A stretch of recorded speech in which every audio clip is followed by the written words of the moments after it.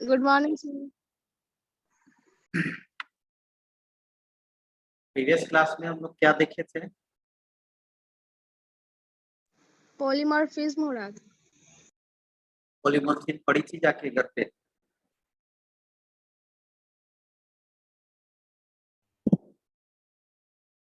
हो जाएगा polymorphism? Yes sir.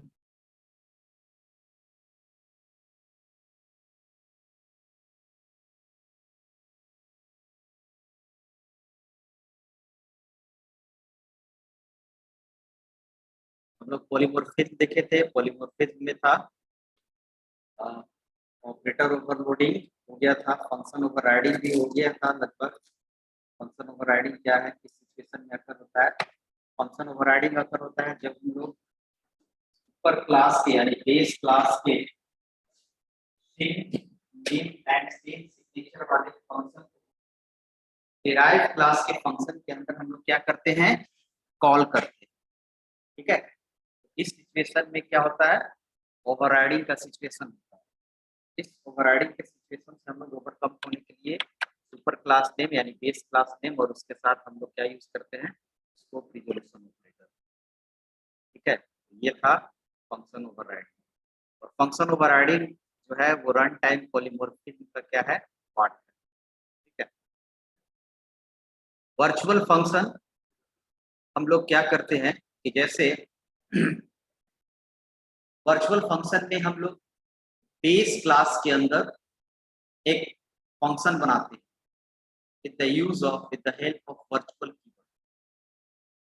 Virtual function ये कहता है कि अगर बेस क्लास के अंदर वर्चुअल फंक्शन है तो उसको डिराइव क्लास के अंदर उसको आप रीडिफाइन कर सकते हैं। यानी कहने का मतलब ये है कि अगर आप सपोज एक क्लास बनाया है ना, और इसके अंदर एक आपने प्रिंट बनाया,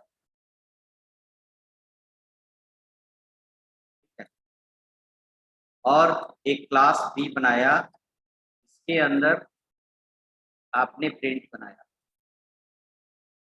ठीक है, तो ये जो फंक्शन है प्रिंट प्रिंट वो अलग अलग है।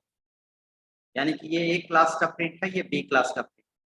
लेकिन अगर आप इस पे वर्चुअल लगा देते हो, बेस क्लास, ये बेस क्लास है, बेस क्लास के फंक्शन में अगर आप वर्चुअल लगा देते हो तो उसी नाम का जो डिराइव क्लास में फंक्शन होगा वो डिराइव का अब नहीं रह गया, वो किसका हो गया, बेस।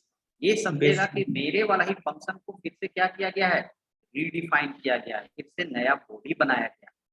तो यहाँ पर आप चेंज लिखेंगे, यहाँ पर लिखेंगे कुछ भी आप लिखेंगे, डिराइव क्लास फंक्शन कॉल्ड या कुछ भी लिखेंगे, लेकिन ये समझेगा कि मेरे वाला ही वर्चुअल फंक्शन को बॉडी को क्या किया गया है, डिफाइन किया गया। यानी कि ये फंक्शन भी किसका हो जाएगा, समझ गए? और अगर वर्चुअल नहीं लगाए हैं तो ये आपको डिराइव का होगा, बेस का हो गया, और ये किसका हो गया, अपना डिराइव। और इसी सिचुएशन में यहाँ पर अगर आप इस प्रिंट को कॉल कर देते हैं तो आपका हो जाएगा ओवरराइडिंग। ये हो गया फंक्शन ओवरराइडिंग, जो क्या करता है कि अगर आप नॉर्मल ऐसे कॉल कर देंगे तो ओवरराइडिंग सिचुएशन अगर हो जाता है, दैट मीन्स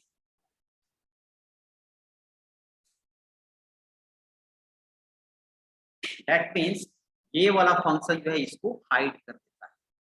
ठीक है ना, इस फंक्शन यहाँ पर आके हाइड हो जाता है, ये बार बार अपने फंक्शन को इन्वोक करेगा। ये समझेगा कि प्रिंट जो कॉल हुआ है, समझेगा यही प्रिंट को फिर से कॉल किया। ठीक है, तो इसको हम लोग रन टाइम पॉलीमॉर्फिज्म क्या करते हैं, कंपाइल टाइम जब कंपाइल करता है प्रोग्राम, ठीक है, तो कंपाइल करते समय प्रिंट इज देखा, प्रिंट यहाँ देखा, जैसे हमने यहाँ पर क्लास को सबसे पहले इसको प्रिंट मिला, प्रिंट देखा तो समझा ठीक है प्रिंट बना हुआ है। उसको ये मतलब नहीं चल रहा है कंपाइल टाइम हमको बाइंड किसके साथ करना है, बाइंड नहीं, तो देखा ये प्रिंट है, ये प्रिंट है, ये किया वर्क, ये प्रिंट है ना, ये दोनों किया हुआ है। अब जब रन किया प्रोग्राम तब ये समझा कि that is a member of super class, यानी बेस क्लास का ये मेंबर, इसको इन्वोक करना। यानी कंपाइल टाइम कहीं हमको एरर नहीं दे रहा है, पहले से बाइंड नहीं कर रहा है। अब वही किस्सा वर्चुअल फंक्शन में भी होता है, इस लाइन को हम हटा देते हैं। वर्चुअल फंक्शन में हम लोग क्या करते हैं कि एक क्लास का एक ऑब्जेक्ट हम लोग पॉइंटर टाइप का बनाते हैं और एक ए क्लास का ऑब्जेक्ट हम लोग नॉर्मल बनाते हैं और एक बी क्लास का ऑब्जेक्ट हम लोग नॉर्मल बनाते हैं, बी क्लास का ऑब्जेक्ट हम लोग पॉइंटर टाइप का। अब हम लोग क्या करते हैं कि आप क्या करेंगे, x equal to what, x equal to address of a, x equal to a equal to address of x and b equal to address of y। तो अगर हम लोग x के थ्रू यानी a के थ्रू, a पॉइंटर a के through हम लोग प्रिंट को इन्वोक करेंगे, आपको ऑब्वियसली ये इन्वोक होगा। और a में पॉइंटर में हम लोग क्या करेंगे, इस लाइन को भी हटाते हैं, एड्रेस ऑफ y पास कर देंगे। ठीक है, वर्चुअल है, ये भी फंक्शन जो है वो भी इसी का हो गया, तो ये फंक्शन का बॉडी काम, यानी कि यहाँ पर तो देख रहा है, यहाँ पर आप देख रहे हैं यहीं पर इनहेरिटेंस अकर, जैसे आप करेंगे ए प्रिंट और ये इनहेरिटेंस का पॉलीमॉर्फिज्म। पॉलीमॉर्फिज्म क्या है, ए प्रिंट का एग्जांपल इसका आउटपुट देगा और ये ए प्रिंट का आउटपुट इसका आउटपुट। पॉलीमॉर्फिज्म क्या है, similar interface, similar design, similar form, है ना, और उसका आउटपुट क्या हो, डिफरेंस, इसका आउटपुट इसका बॉडी होगा और इसका आउटपुट इसका होगा। लेकिन वर्चुअल लगाने के बाद, अगर आप वर्चुअल नहीं लगाते हैं तो हर बार दोनों ए प्रिंट में यही आउटपुट। वर्चुअल फंक्शन के थ्रू भी हम लोग क्या करते हैं, रन टाइम पॉलीमॉर्फिज्म। अब ये पॉलीमॉर्फिज्म का एग्जांपल, ये हो गया आपको पॉलीमॉर्फिज्म। ठीक है, अब आते हैं इनलाइन फंक्शन।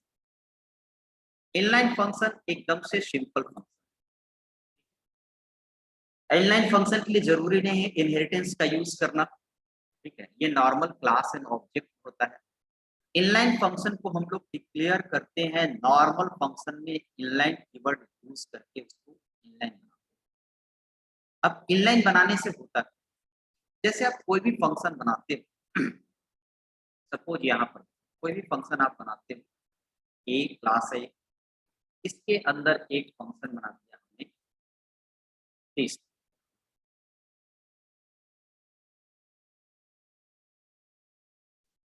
और एक और फंक्शन, हाँ टेस्ट बना दिया। अब ए का हमने ऑब्जेक्ट बनाया एक्स वाई, अब एक्स डॉट टेस्ट भी होगा, वाई डॉट टेस्ट भी होगा, यानी सारे ऑब्जेक्ट ए क्लास के टेस्ट फंक्शन को कॉल।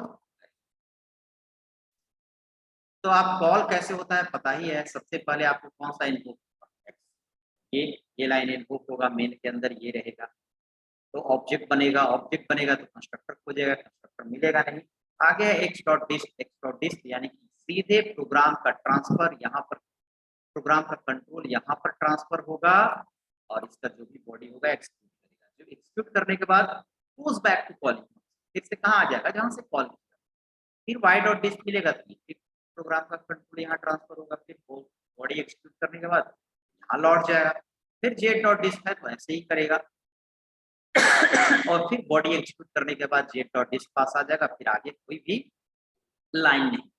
जब नॉर्मल फंक्शन की बात, अब इनलाइन फंक्शन का, इसमें हम लोग इनलाइन कीवर्ड लगा। अब इनलाइन कीवर्ड क्या करता है, जहां जहां वो फंक्शन कॉल हुआ है वहां वहां अपना सोर्स का, अपना कोडिंग का कॉपी सप्लाई, यानी कि इसके अंदर 2 लाइन का कोडिंग है, तो ये कोडिंग जैसे अभी आप देख रहे हैं यहाँ से जंप यहाँ मारेगा, यहाँ कॉल, अब ये क्या करता है कि एक एक कॉपी सब जगह सप्लाई करता है। अब वहां जाने की जरूरत नहीं है, 3 जगह कॉल है तो तीनों जगह एक एक कॉपी सप्लाई, तो सीधे एक्स डॉट डिस्ट इसको मिल गया, यहाँ रन ये करने की जरूरत ही नहीं है, वाई डॉट डिस्ट मिल गया, बॉडी यहीं पर मिल जा रहा है, जेड डॉट डिस्ट।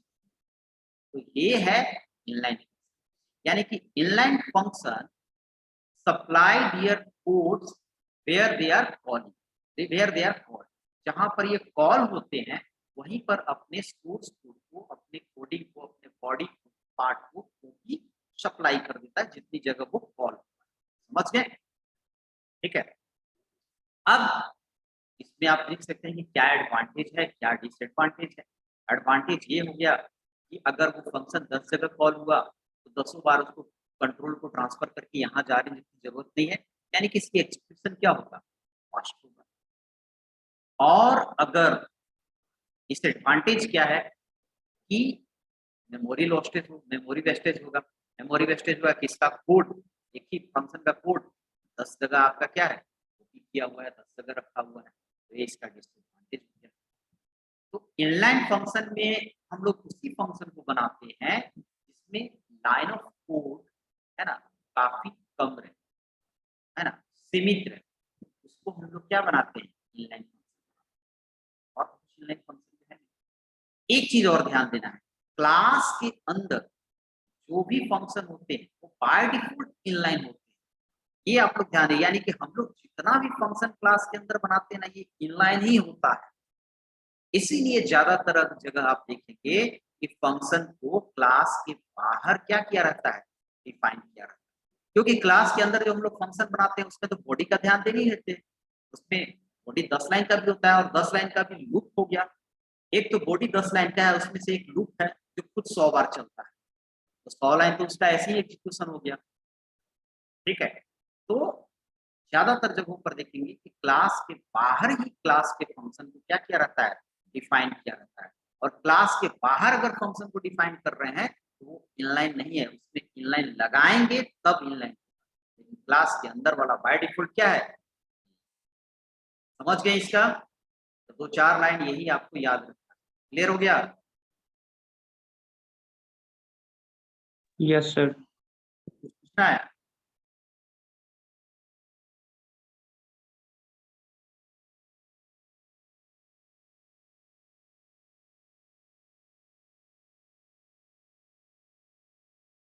चलिए तो आगे बढ़े। Yes sir. आगे है हम लोग को स्टैटिक वेरिएबल एंड स्टैटिक। देखिए क्लास के अंदर आप वेरिएबल्स का यूज करते हो आप, है ना, अपने रिक्वायरमेंट के अनुसार। कोई भी क्लास होगा, पहले बेसिक समझ लो, उसके बाद डिफाइन आप करना। जैसे हमने क्लास ये बनाया और इसके अंदर हमने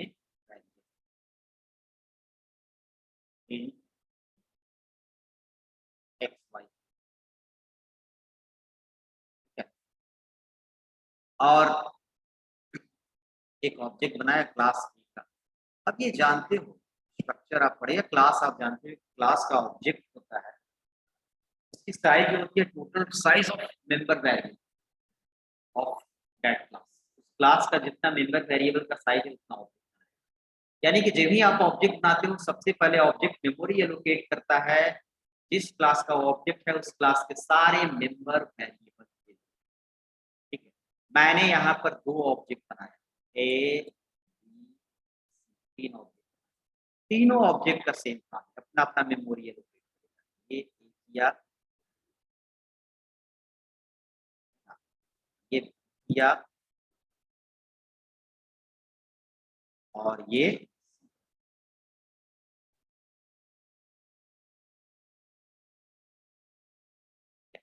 अब एक किया मेमोरी एलोकेट कितना करेगा, तो जितना इसका मेंबर वेरिएबल है यानी कि 8 बाइट करेगा यहाँ पर एक्स के लिए और वाई के लिए।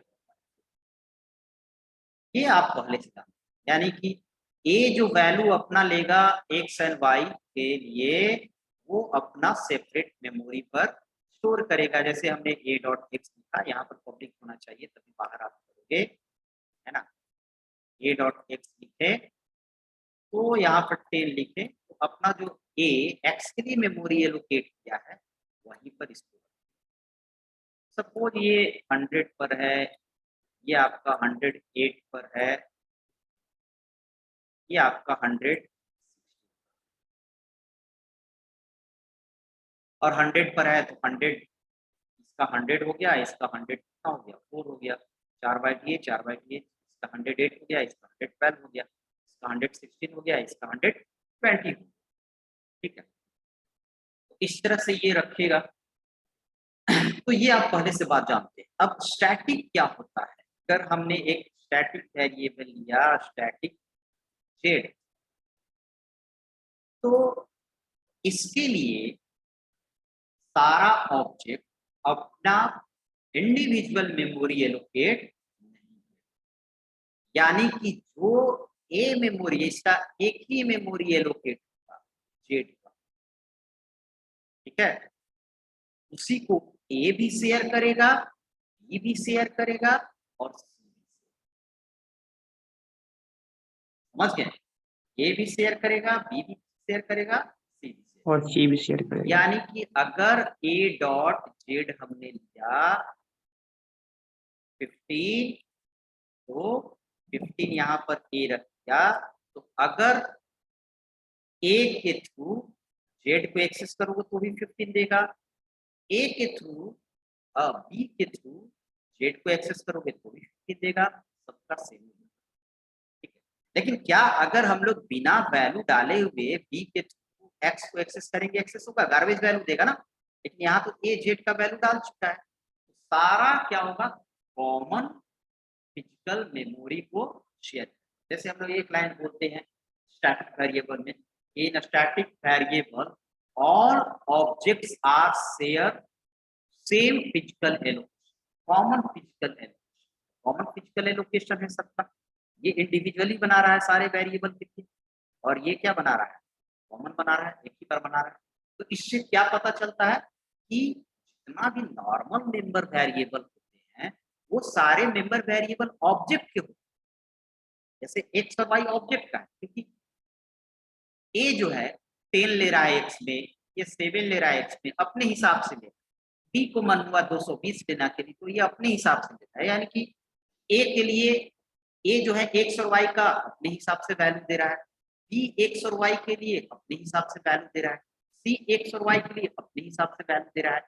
लेकिन जेड का वैल्यू अगर दे रहा है ए, और अगर बी नहीं दे रहा है तो ए ही वाला वैल्यू उसको भी मिलेगा। ठीक है, इसमें आप लेंगे या ना लेने से कोई भी एक ले लेगा, तो उसका जब तक दूसरा नहीं लेगा सबको वही वैल्यू क्या होगा, सप्लाई। अब एक जेड में डाल दिया 15, बी नहीं लिया, सी नहीं लिया, तो दोनों को 15 मिल जाएगा। और आते ही बी जेड में डाल दिया 20, तो इसी को हटा के क्या होगा, लेकिन यहाँ तो कोई हटा नहीं रहा है, सी एक्स को लेना रहता है, तो ये वाला तो नहीं कर रहा है, ये अपने में डालेगा। अब 20 कर दिया बी, अब अगर ए प्रिंट कराएगा तो भी 20 मिलेगा, बी प्रिंट कराएगा तो भी 20 मिलेगा, और सी प्रिंट कराएगा तो भी 20 मिलेगा। दूसरा क्या होता है, दूसरा लाइन ये हो सकता है कि static variable not a object, है ना, variable, it's a class variable. Object variable और स्टैटिक वेरिएबल को हम लोग क्या बोलते हैं, क्लास वेरिएबल, यानी कि क्लास की प्रॉपर्टी। और रियल लाइफ एग्जांपल आप दे दीजिएगा, रियल लाइफ एग्जांपल में आपको बताए हैं कि क्या हो सकता है, स्टूडेंट का सेमेस्टर हो सकता है, स्टूडेंट का कोर्स हो सकता है।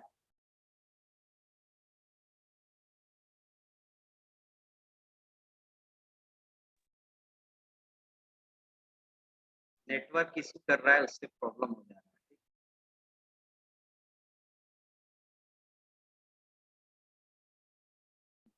तो स्टैटिक वेरिएबल किसका होता है, क्लास की प्रॉपर्टीज। रियल लाइफ एग्जांपल समझ गए स्टैटिक वेरिएबल? Yes sir. अब ये हमेशा याद रखना, कहीं भी उप्स पढ़ना तो स्टैटिक पे भी दिमाग में आए तो कंफ्यूजन नहीं करना है एक ही चीज।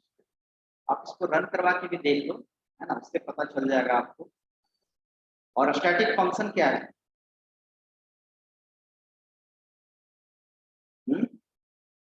तो पता है स्टैटिक फंक्शन?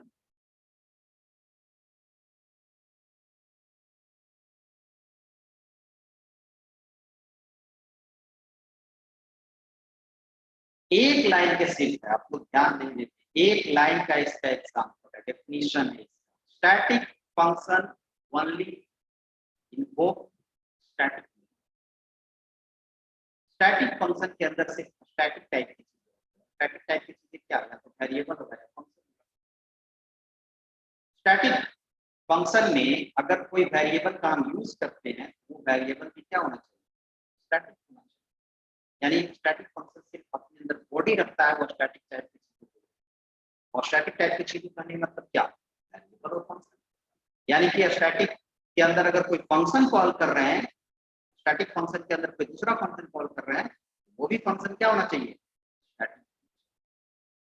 समझ गए। स्टैटिक और स्टैटिक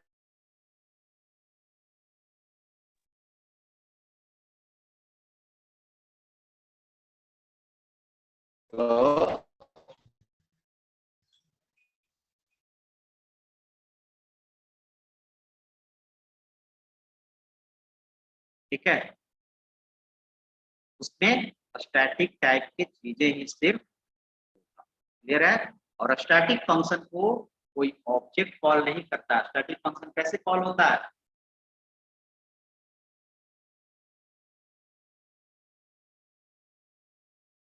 क्लास नेम में scope reservation operator. Class name के साथ स्कोप रिजोल्यूशन।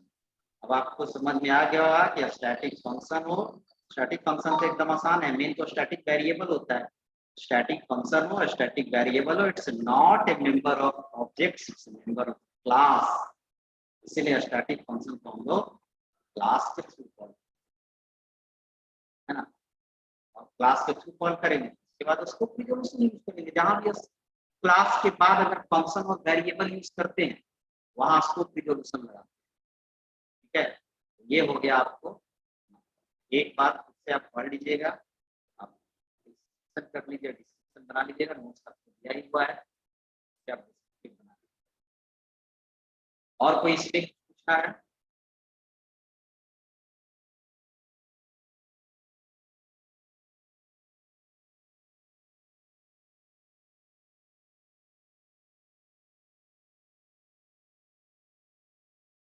पॉइंट में दिक्कत है,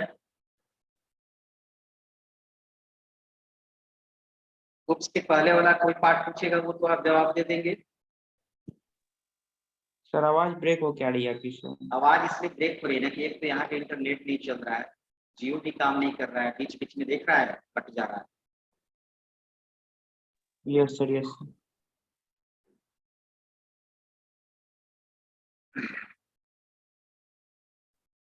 और किसी को प्रॉब्लम है, प्रशांत लिखा है नो प्रॉब्लम सर, है ना।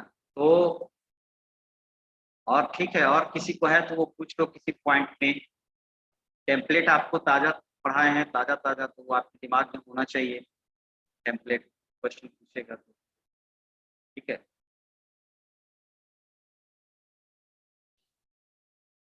नेटवर्क ब्रेक कर रहा है, इस बार अगर नेटवर्क गायब होगा तो क्लास एंड कर देंगे, ठीक है। बीच बीच में नेटवर्क चला जा रहा है तो ओके सर। जो और कुछ पूछना होगा आपको, आप कंस्ट्रक्टर डिस्ट्रक्टर भी एक बार देख लेंगे, है ना। हुक्स का जो फीचर है वो आपको दिमाग में होना चाहिए। कंस्ट्रक्टर डिस्ट्रक्टर देख लेंगे, इनहेरिटेंस आपको पूरी तरह है, इनहेरिटेंस एक बड़ा चैप्टर है, इनहेरिटेंस आप देख लेंगे, पॉलीमॉर्फिज्म हो गया। स्टैटिक से आप इनहेरिटेंस में जाने से पहले आपको चीजें जो देखना है वो है कीवर्ड हम लोग कौन कौन यूज करते हैं। जैसे स्टैटिक कीवर्ड आप यूज कर लिए, इनलाइन कीवर्ड यूज करते हैं, वो इनलाइन फंक्शन में यूज करते हैं।